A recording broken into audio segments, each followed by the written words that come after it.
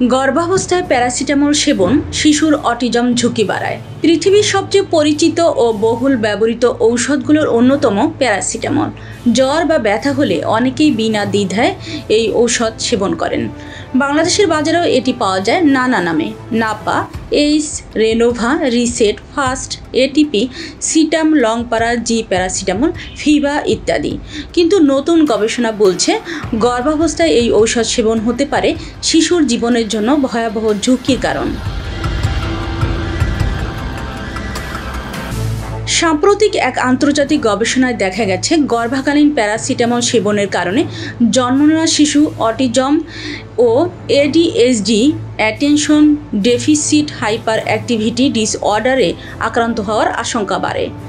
আগে প্যারাসিটামলকে তুলনামূলক নিরাপদ মনে করা হলেও এই গবেষণা তা প্রশ্নবিদ্ধ করেছে। চিকিৎসক ও স্বাস্থ্য বিষয়ক লেখক ডাক্তার লেনিন চৌধুরী এ বিষয়ে সামাজিক যোগাযোগ মাধ্যমে লিখেছেন, গর্ভবতী নারীর জন্য প্যারাসিটামল ভয়াবহ বিপদ তৈরি করতে পারে।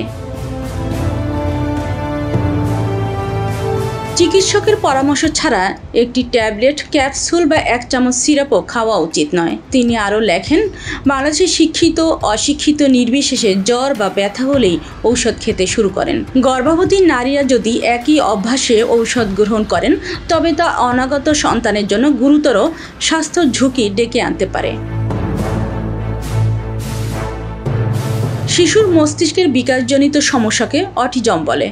এতে শিশুর মানসিক বিকাশ বাধাগ্রস্ত হয়, যা 3 বছর বয়সেই মধ্যেই প্রকাশ পায়।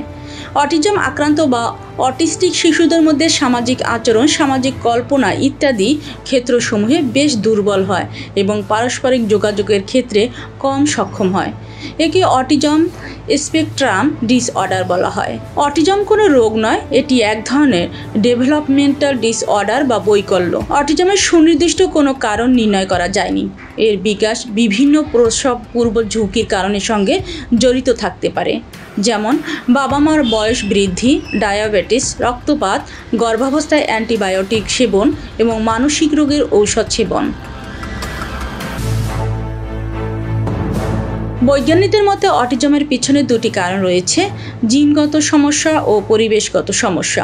গবেষকরা মনে করেন গর্ভাবস্থায় মায়ের দেহে প্রবেশ করা রাসায়নিক উপাদানগুলো ভ্রূণের মস্তিষ্কের বিকাশে প্রভাব ফেলতে পারে।